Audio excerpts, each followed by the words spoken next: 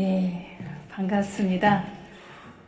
말씀하신 것처럼 제가 이제 제주에서 10년 사역을 마치고 어느덧 부산 노예이지만 울산에 있는 선민교회에 부임한 지 이제 4년 5개월이 된 것 같습니다.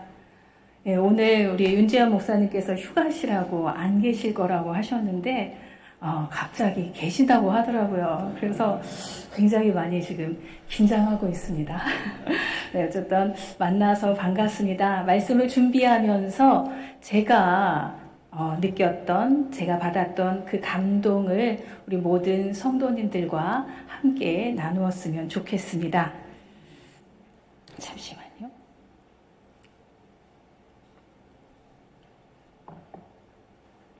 오늘 우리가 함께 나눈 이 말씀은 사도행전이죠. 사도행전.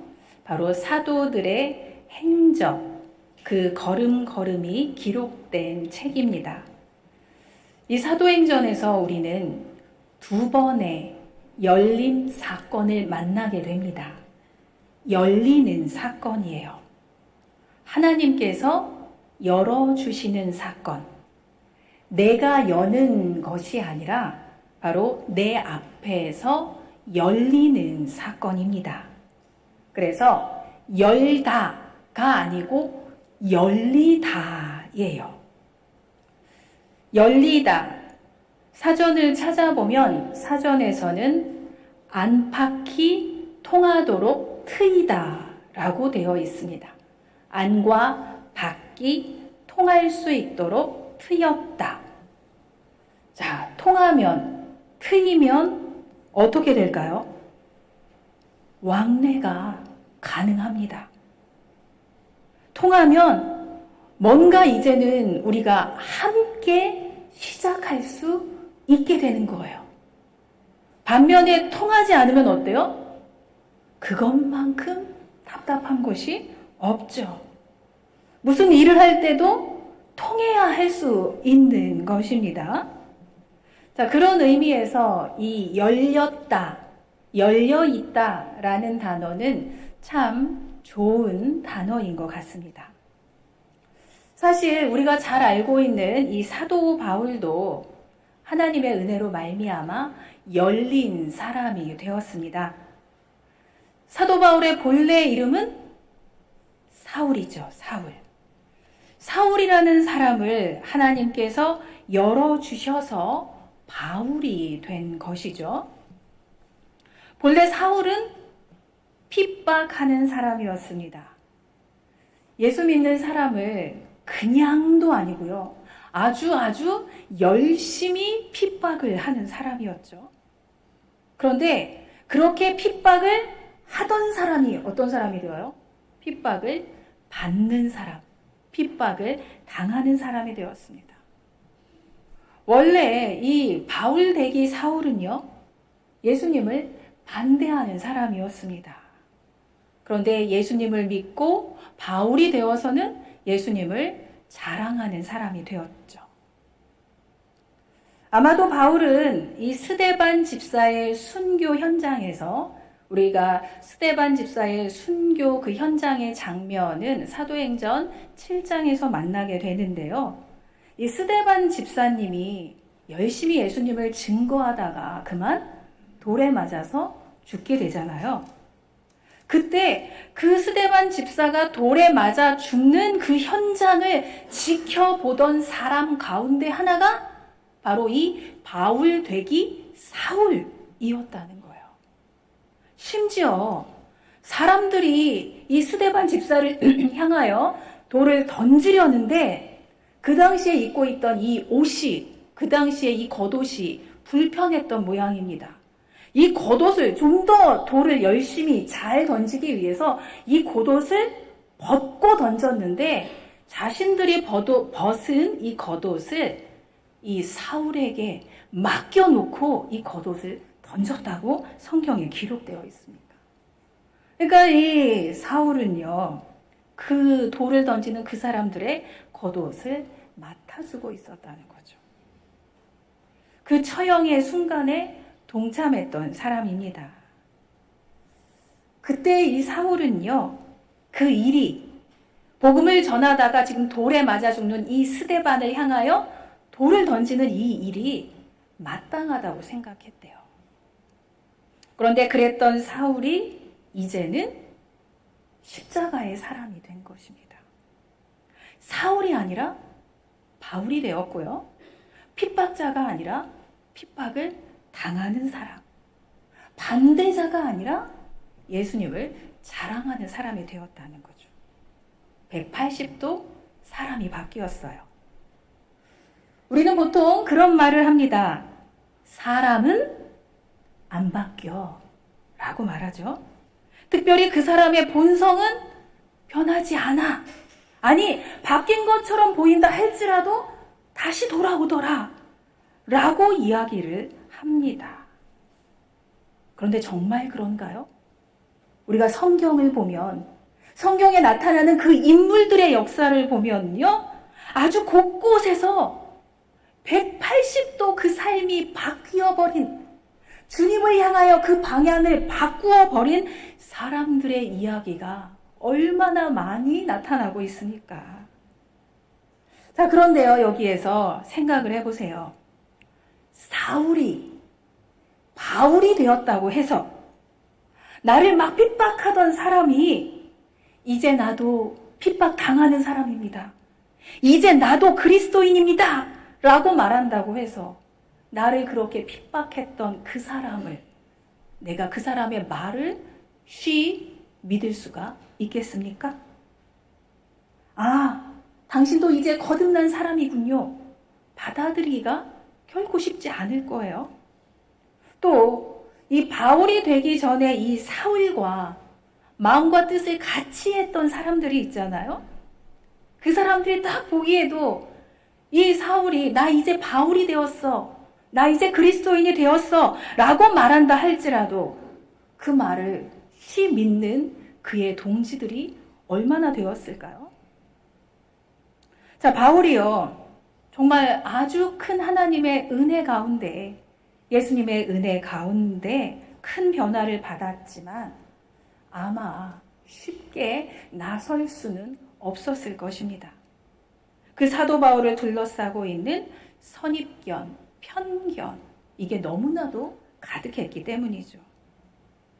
그때 이러한 이 바울된 사울을 밖으로 끌어내준 사람이 있죠. 그를 향한 그런 모든 선입견, 편견, 그 시선들을 다 막아주고 그를 천거해준 사람. 이제 이 사람은 우리와 함께하는 사람입니다. 내가 보증합니다. 라고 했던 사람이 있죠. 그 사람의 이름은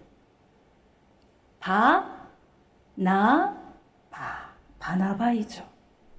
자, 바나바. 그러면 그가 어떤 사람인가? 우리는 알아야 합니다. 바나바, 그는 어떤 사람인가? 말씀을 보도록 하겠습니다. 사도행전 4장 36절입니다. 함께 보겠습니다. 구브로에서 난 레위족 사람이 있으니 이름은 요셉이라. 사도들이 일컬어 바나바라. 번역하면 위로의 아들이라 하니. 아멘. 그러니까 바나바는 방금 말씀 띄워주셔야 돼요. 바나바.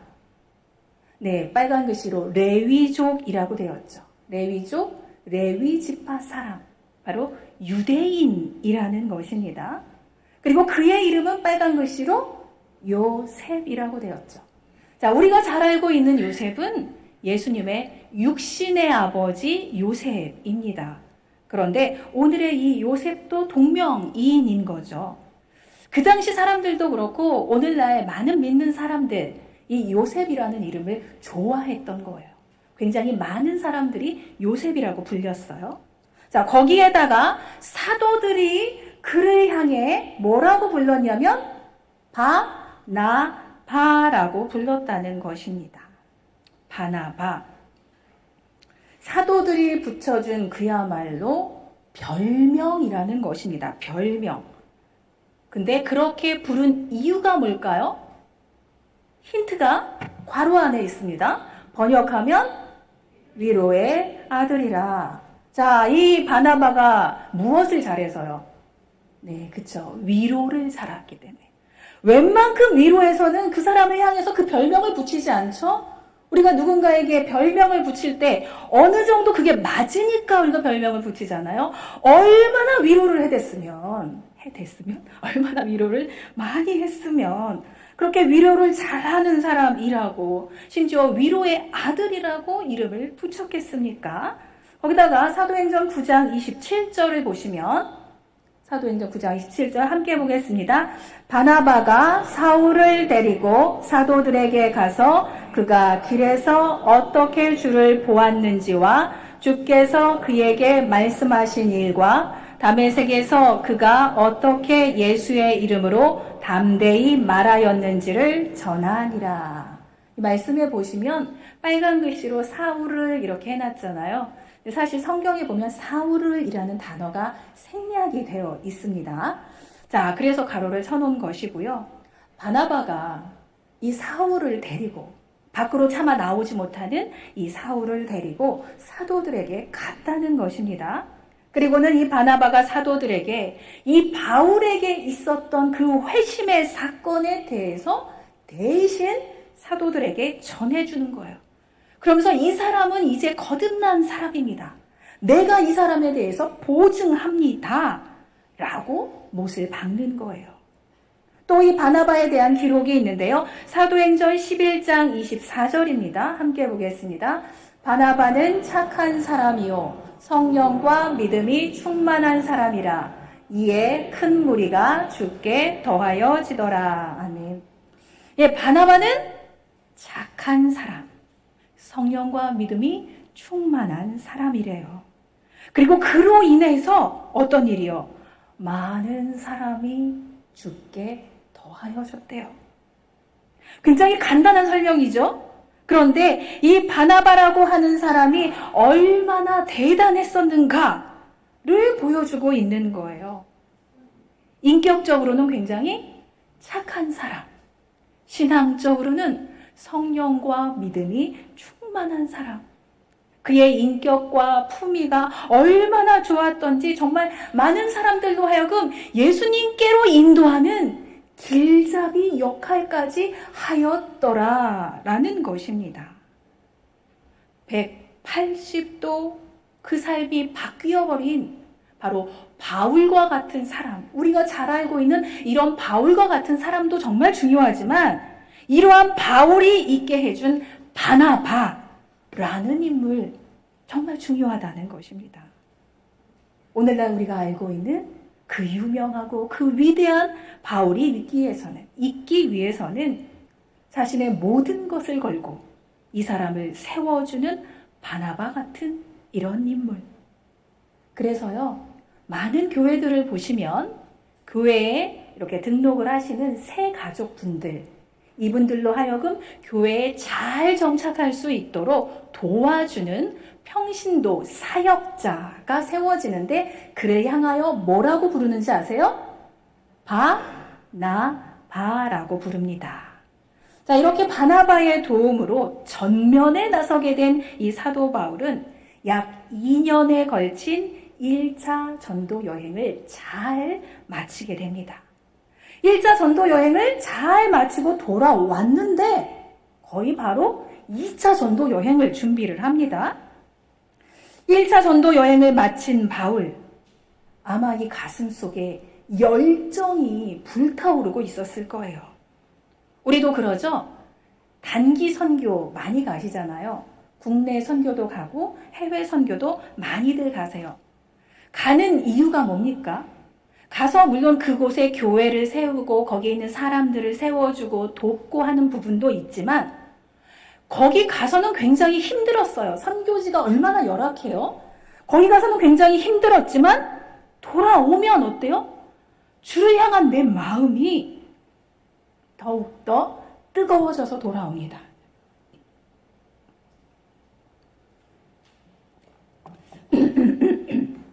오늘 사도 바울도 그랬습니다. 1차를 잘 마쳤는데 또 2차를 준비해요. 다시금 내가 새롭게 또 새로운 지역에서 내가 만난 예수를 전하리라. 나를 180도 바꿔버린 그 예수를 전하리라. 그러면서 아시아 사람들에게 복음을 전해야겠다 하면서 아시아 전도 여행을 계획을 합니다. 그런데 사도행전 16장 7절에 보시면, 자, 함께 읽겠습니다. 무시아 앞에 이르러 비두니아로 가고자 애쓰되 예수의 영이 허락하지 아니하는지라. 아멘. 바울은요, 아시아의 복음을 전해야지 했는데 어땠다고요? 예수의 영이 허락하지 아니한지라. 나는 1차를 마치고 정말 뜨거워져서 열심으로 2차를 준비를 하고 있는데 그런 기대와 계획을 예수님의 영이 하지 말라고 하더래요. 살다 보면 우리가 이런 때를 만나기도 한다는 것입니다. 복음을 전하는 일인데 왜 막으셨을까? 왜 막으셨을까? 아마 사도 바울도 그러지 않았을까요? 그런데 그랬던 그에게 환상이 하나 나타납니다. 9절 말씀입니다. 예, 앞에 있는 9절, 16장 9절 함께 읽겠습니다. 밤에 환상이 바울에게 보이니 마게도냐 사람 하나가 서서 그에게 청하여 이르되 마게도냐로 건너와서 우리를 도우라 하거늘. 아멘. 마게도냐, 그러니까 유럽 사람 하나가 환상 가운데 나타납니다. 이 마게도냐에 와서 우리를 도와주십시오 했다는 거예요.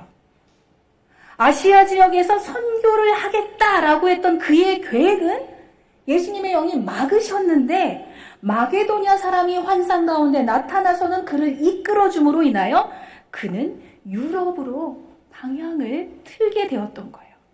나의 뜻은 여기에 있었지만 하나님의 뜻은 이곳에 있었던 거죠. 그래서 복음 전파의 경로가 유럽으로 가게 됩니다. 그렇게 마게도냐 땅으로 가게 되었고요. 제일 먼저 도착한 곳이 바로 빌립보입니다. 빌립보. 당시 로마의 영토가 되었던 그리스 지방의 첫 번째 관문의 도시로 로마의 권력, 로마의 정치, 모든 것이 로마화가 되어 있던 아주 요새 같은 관문의 도시였는데요. 오늘 바울이 그 빌립보에 가게 된 거예요. 그리고 그 빌립보에서 오늘의 두 가지 열림 사건을 만나게 됩니다. 자, 먼저 첫 번째 열림 사건입니다. 바울은 아까 말씀 나눈 것처럼 유대인이잖아요. 유대인인데 그의 몸이 지금은 유럽 땅에 있어요. 근데 유대인들은 안식일을 철저하게 지키잖아요. 내 몸이 비록 유럽 땅에 있지만 안식일을 맞이해서 기도할 곳을 찾아 나섰던 거예요. 우리가 어딘가로 여행을 하다가도 기도하고 싶다 이런 마음이 들 때가 있지 않습니까? 제가 우리 울산에 있는 성민교회에 부임하기 전에 전 제주에 있던 교회를 담임은 이제 7년차 섬기고 있어서 이렇게 안식년을 가 있을 때였어요. 그래서 그 당시에 6학년, 중학교 2학년, 저희 남편의 시간이 안 돼서 두 아이만 데리고 스페인으로 14박 15일 자유여행을 갔었거든요. 그런데 자유여행 12일째 되는 날이었던 것 같아요. 그때 우리 창녕에 있는 동광교회 곽재우 목사님 내외분이 저에게 전화를 해서는 이 울산에 있는 성민교회 이야기를 해주는 거예요. 1년 동안 담임 목사가 없는 교회다. 어렵다. 제주에 있는 그 교회도 그렇고 이 교회도 그렇지만 지금 김원순 목사가 기도했던 이런 부분도 있고 제가 약간 기도했던 부분이 있었거든요. 있고 하니 혹시 사역의 현장을 울산으로 바꾸는 건 어떻겠냐라고 이야기를 하는 거예요. 그때 저는 이제 제가 섬기고 있던 그 제주에 있는 그 교회를 더 열심히 섬기겠다고 하면서 안식년을 떠나왔는데 어떻게 해야 하지? 약간 고민을 했어요. 그러다가 그 마음에 찾아드는 게 기도하고 싶다. 하나님의 마음이 어디에 있는지 한번 기도하고 싶다.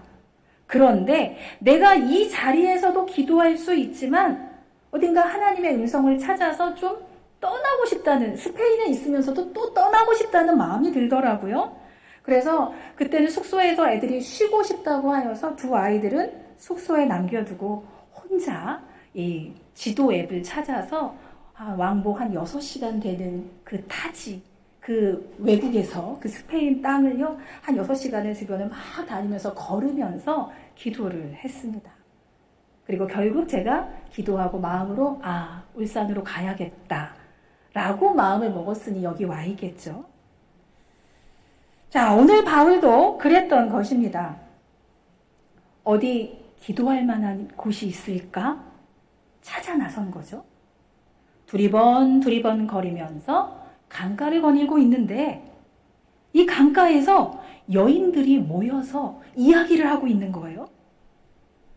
어떻게 이 바울이 그녀들의 대화 속에 들어갔는지는 모르겠지만 이 바울은 그녀들과 대화를 나누면서 아마도 그녀들에게 복음 전할 기회를 엿보았을 거예요.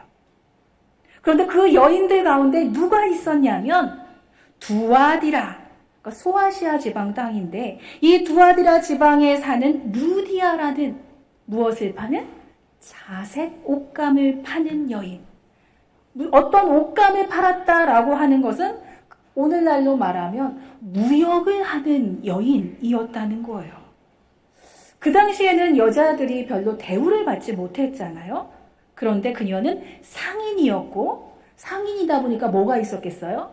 재력도 있었겠죠. 근데 참 흥미롭게도 이 루디아라고 하는 이 여인은 하나님을 섬기는 여인이었대요. 그래서 바울이 하나님에 대해서, 복음에 대해서 이야기를 할 때 그 자리에 있던 다른 여인들은 못 알아들었을지도 모르지만 이 루디아라고 하는 여인은 하나님을 섬기는 여인이었으니까 하나님의 말씀을 들려주니까 귀가 솔깃했던 거예요. 그리고 하나님은 알지만 아직 예수님을 모르는 그녀에게 바울이 전하는 이야기는 굉장히 새롭게 다가왔던 거죠.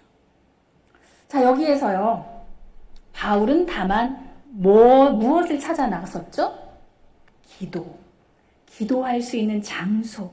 다만 기도하고 싶었어요. 기도할 곳을 찾아 나설 뿐이었어요. 근데 거기서 누구를 만나요? 루디아를 만납니다. 루디아는 바울을 만났고요. 오늘 말씀 14절 함께 보겠습니다. 14절 함께 읽겠습니다. 두아디라시에 있는 자색옷감 장사로서 하나님을 섬기는 루디아라 하는 한 여자가 말을 듣고 있을 때 주께서 그 마음을 열어 바울의 말을 따르게 하신지라. 아멘.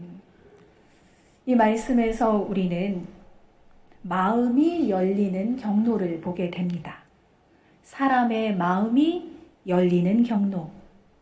나는 다만 기도하고 있었어요. 그런데 주님께서는 동시에 그 루디아의 마음을 열고 계셨다는 거죠. 우리는 많은 때, 특히 사람과 사람 사이의 관계 안에서 이 믿음 생활을 한다고 하면서도 많은 어려움을 만납니다. 하지만 우리는 기도할 수 있어요. 그리고 그때 우리가 하는 그 기도의 행위는 그저 읊조림이 아닐 거예요. 왜냐하면 기도는 믿음이 있는 사람만 할 수 있는 것이거든요. 그리고 우리가 그렇게 믿음의 기도를 할 때 주님께서는 마음을 열어주십니다. 나는 다만 기도했으나 주님은 마음을 열어주세요. 어떠한 상황 앞에서도 열어주시는 주님을 기대하고 진정 기도하는 우리 모두가 되시기를 소망합니다. 자, 두 번째 열림의 사건입니다. 오늘 말씀 25절입니다. 함께 보겠습니다. 한밤중에 바울과 실라가 기도하고 하나님을 찬송하며 죄수들이 듣더라. 한밤중에 바울과 실라가 기도하면서 하나님을 찬송했더니 죄수들이 들었다. 이 일이 어디서 일어났을까요? 감옥에서이죠. 왜요? 다른 거 몰라도 죄수라는 단어가 등장을 하니까요. 자, 무슨 일이 있었길래 그들이 감옥에 갇혔는가? 바울과 실라가 귀신 들린 여인에게서 귀신을 쫓아내주잖아요. 귀신 귀신 들려서 점을 치는 여인이었죠. 자, 보통 우리가 이런 기적을 만났어요. 누군가 귀신이 들렸는데 귀신이 떠나가는 역사가 일어났어요. 그럼 어떻게 해야 돼요? 기뻐하고 감사하고 축하해줘야죠. 근데 문제가 발생합니다. 그녀는 여종이었다는 거죠. 여종. 종이라면 누가 있어요? 주인이 있습니다. 그러니까 이 주인이 귀신 들려 점치는 이 여인으로 하여금 이 점을 치게 하고 그녀로 하여금 돈을 벌게 해서 그 돈을 다 착복을 하고 있었던 거죠. 근데 여인에게서 귀신이 떠나가 버렸네요. 더 이상 점을 칠 수 없어요. 더 이상 수입이 없습니다. 그러니 주인은 그야말로 열이 받는 것이고요. 이 바울 일행을 그야말로 고발하는 거죠. 결국엔 복음을 전한다는 이유로 바울과 실라는 이 무리들 속에서 겉옷이 찢겨지고 허락받은 폭력을 당합니다. 엄청나게 얻어맞죠? 그리고 나서는 감옥에 갇혀요. 자, 많은 경우 우리는 이 대목을 보면서 하나님께서 이 복음을 전하는 바울과 실라를 위하여 옥문을 열어주셨구나, 기적을 일으키셨구나 하면서 지나칠 때가 많아요.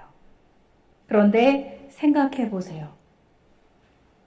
이 겉옷이 찢겨지고 온몸이 멍이 들 만큼 얻어맞은 그들의 모습, 혹시 나의 모습은 아닌지, 지금은 아니더라도 과거 나의 모습이 그렇지는 않았는지, 내가 처해 있는 그 환경과 그 상황이, 사건과 사고가, 어떤 그 관계와 그 만남 속에서 마치 겉옷이 찢어진 것 같고 온몸에 멍이 든 것 같은, 더하여 정말 옴짝달싹 못하겠는 감옥에 갇힌 것만 같은 그런 상황, 그런 상황이 어디 우리 인생에서 한두 번이셨겠습니까? 자, 그런데 이런 상황 가운데 바울과 실라가 어떻게 했는가? 오늘 말씀 그것을 보여주고 있어요. 그들이 어떻게 해요? 한밤중에도 기도하고 찬양하였다는 거죠. 첫 번째 열림 사건에서는 기도했어요. 그랬더니 하나님이 마음을 열어주셨어요. 두 번째 열림 사건에서는 기도하고 찬양했어요. 옥문이 열립니다. 환경이 바뀌어요. 상황이 달라집니다. 비참함이 전원이 되었어요. 자, 옥문이 열렸어요. 바울과 실라만 있는 옥문이 아니에요. 모든 문이 열려버립니다. 그리고 그 감옥을 지키던 이 간수, 감옥문이 다 열려버렸으니 이제 모든 죄수들이 다 탈출해버리겠구나. 나는 이제 책임 추궁 당하면 죽었다. 차라리 그냥 죽어버리자 하면서 자결을 하려고 하죠. 그때 바울과 실라가 잠깐만 하더니 당신의 몸을 상하게 하지 마십시오. 우리는 도망가지 않습니다. 우리는 여기에 있습니다. 결과 어떻게 돼요? 그 간수는 물론 그 가정이 구원받는 역사가 일어나죠. 예전에 큰 수술을 앞둔 한 권사님이요, 기도를 받고 수술에 들어가셨고 수술을 잘 마치고 나오셔서 여러 가지 이야기를 해 주셨는데요.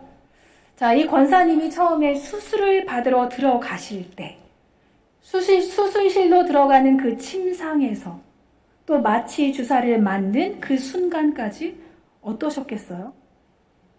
이 자리에 계신 우리 성도님들 다들 수술 경험 한 번쯤은 있으신가요? 저는 제왕절기에 2번 포함을 해서 전신마취 4번 그리고 수술 4번을 해보았거든요. 아침이 되면 수술복으로 갈아입습니다. 그리고 대기를 해요. 그리고 이름이 불려요. 그러면 침대에 누운 채로 이렇게 이동을 해요. 아직 나는 불편하지 않은데 그냥 나는 누워서 가야 되더라고요. 이렇게 복도를 누워서 이렇게 실려 가는데 만감이 교차합니다. 기도하는 마음이 절로 생겨요. 그리고 그렇게 수술실로 들어가면 텔레비전에서 볼 수 있는 그런 딱딱한 수술대가 있고 막 수술 등이 이렇게 있죠. 그리고 수술을 앞둔 의료진들은 이 수술을 앞둔 그 긴장감을 해소하기 위해서 막 일상적인 이야기를 하며 수술을 준비합니다. 오늘 점심은 뭐 먹을까? 막 이러면서 이런 얘기를 해요. 근데 아직 저는 마취약이 들어오지 않았기 때문에 그 소리가 다 들려오는 거예요. 근데 이 권사님이 그런 상황 가운데 혼자 있잖아요. 너무나도 긴장이 되고 무섭고 굉장히 큰 수술이었거든요. 그때 오로지 딱 한 가지만 붙드셨다고 합니다. 찬송가였어요. 주 안에 있는 나에게.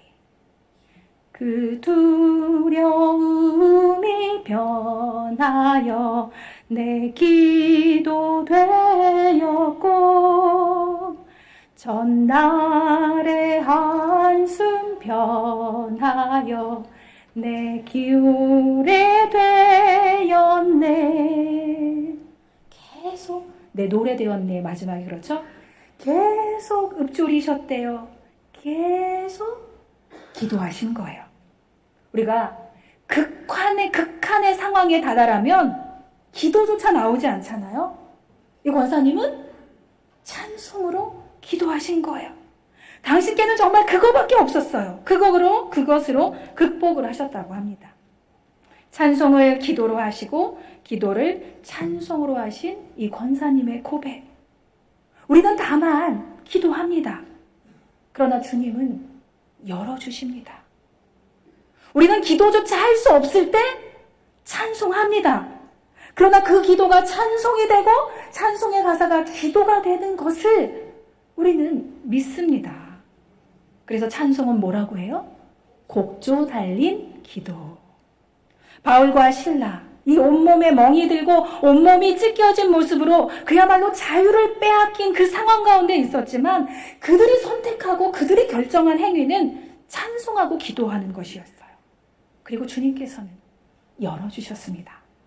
이 자리를 모든 성도님들, 보이지 않는 성령님의 일하심을 믿으면서 분명 신뢰하면서 신앙생활을 하고 계시잖아요. 그 믿음으로, 그 신뢰함으로 모든 상황 앞에서 모든 상황을 오직 주님 앞에 내어놓고 우리는 기도합니다. 우리의 기도 그냥 읊조림이 아니라 주님께서 열어가시는 사건이 될 줄로 믿습니다. 우리는 찬송합니다. 우리는 그냥 노래를 부르는 게 아니라 기도하고 있는 거예요. 어떤 상황 가운데에서도 이 바울과 실라처럼 기도를 찬송으로, 찬송을 기도로 하심으로 사람의 마음을 여셔서 모든 관계와 모든 여정을 열어가시는 그 하나님의 은혜와 그 하나님의 사랑과 그 하나님의 인도하심이 우리 가운데 있음을 고백하는 인생, 그리고 우리의 기도가 그래서 더욱 힘이 있는 인생 되시기를 소망합니다. 기도 드리시겠습니다. 사랑과 은혜의 하나님, 이 시간 우리 삶에 닫힌 모든 것이 열어지기를 기도합니다. 우리의 마음이 열리고 육신의 모든 흐름이 열리고 우리 삶이 열려지게 하여 주시옵소서. 무엇보다도 기도가 막히는 순간에도 찬송의 가사를 간직하고 찬송의 기도를 드리는 성도가 되게 하여 주시옵소서. 또한 진정 주의 나라와 그의 의를 위하여 이 자리 내가 바나바와 같은 인물이 되어서 그 누군가를 세워주고 우리가 속하에 있는 이 교회 공동체를 더욱 든든히 가꿔 갈 수 있는 그런 인생이 될 수 있도록 이 자리 우리의 자녀손들을, 우리의 가정을 꼭 붙들어 주시고 인도하여 주시옵소서. 감사드리며 예수님의 이름으로 기도드립니다. 아멘.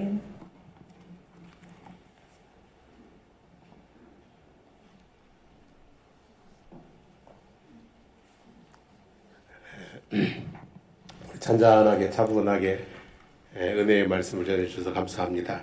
짧게 한다고 그랬는데 짧지는 않았던 것 같아요. 아무튼 은혜로운 말씀 주셔서 감사하고 다시 한번 또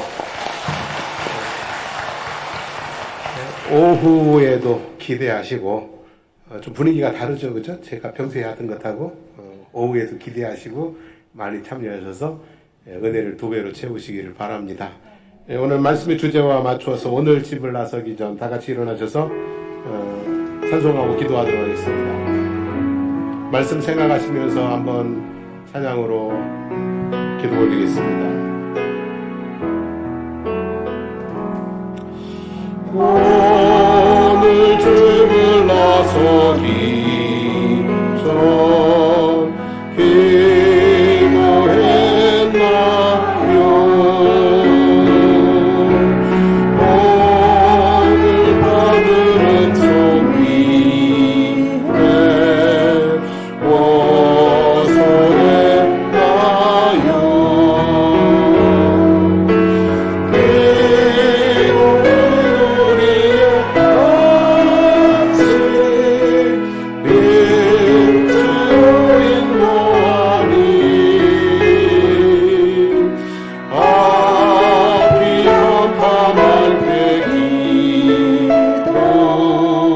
잊지 마세요. 맘에 분노 가득할 때, 맘에 분노 가득할 때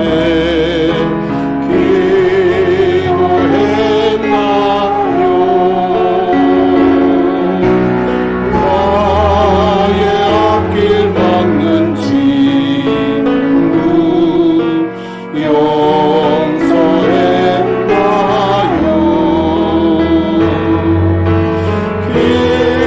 기도는 우리의 당신 빛으로 인도하니 앞이 캄캄할 때 기도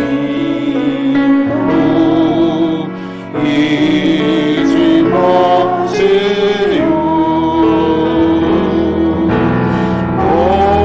어려운 시험 당할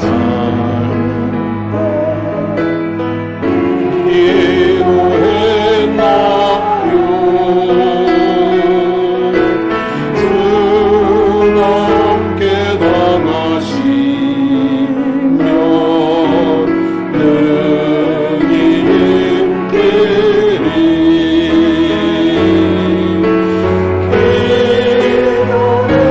우리의 당신 빛으로 인도하니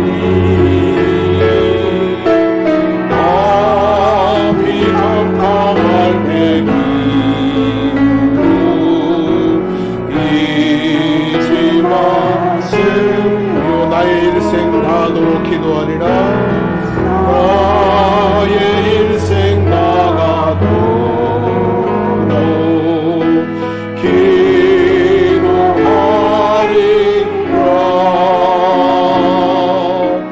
주께 맡긴 나의 생애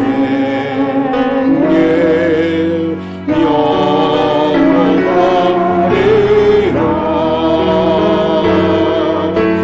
기도는 우리의 당신 빛으로 인도하니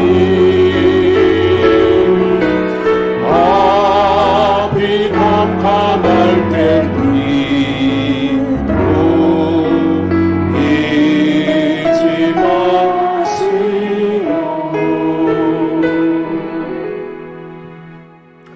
오늘 우리 김원선 목사님을 통해서 하나님은 우리에게 말씀하십니다. 너희에게 닫혀있는 부분이 있느냐? 그 닫혀있는 부분이 열리기를 원하느냐? 하나님 앞에 예수 그리스도의 이름으로 무엇하라고요? 기도하라고요. 우리가 기도할 때 우리의 마음이 열리고 또 내 앞에 있는 사람의 마음도 열리고 우리를 짓누르고 있는 환경도 열리고 어두움도 열려 빛이 임하고 하늘의 문이 열려 은혜가 임하게 될 줄로 믿습니다. 하나님, 그동안 기도하지 못하고 답답해하고만 있었던 나를 불쌍히 여겨주십시오. 저에게 기도의 능력을 더해 주시기를 원하고 하나님, 결심하고 하나님 앞에 기도하게 하시고 기도하며 열리는 역사를 볼 수 있도록 해주시기를 원합니다. 특별히 오늘 여러분의 삶을 가로막고 있는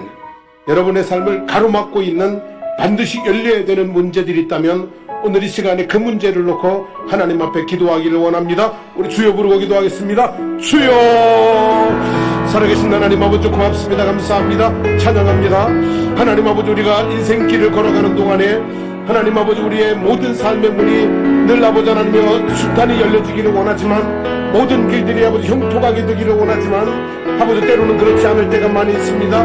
내 마음이 열리지 않아서 답답할 때가 있고 내 마음이 열리지 않아서 무엇을 하고 도전하지 못할 때가 있고 내 마음이 열리지 않아서 하나님 앞에 나아가지 못할 때가 많이 있는데 하나님 아버지, 우리가 기도할 때에 하나님 아버지, 우리가 억지로라도 기도할 때에 하나님 아버지, 우리의 마음이 열려져서 하나님 아버지 하나님을 향할 수 있고 아버지 삶을 아버지 하나님을 꿈꿀 수 있고 그리고 어려운 일을 향해 아버지 하나님 도전하고 나아갈 수 있도록 해주시기를 주님 간절히 갖고 드리옵나이다.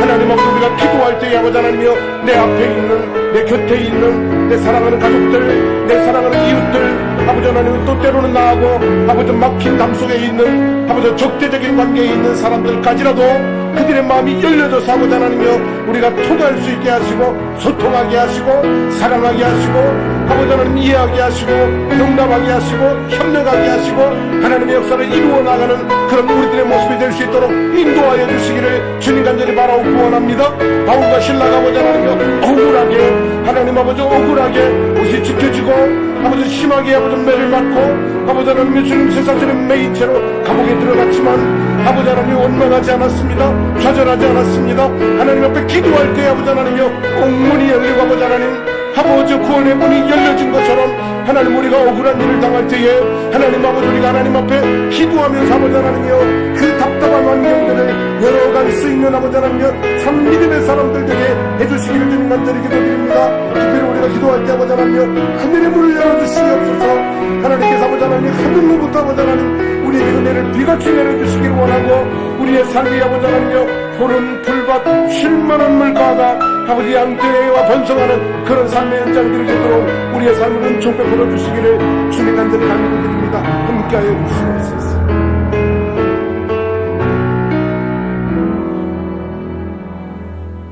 하나님 우리로 기도하게 하옵소서.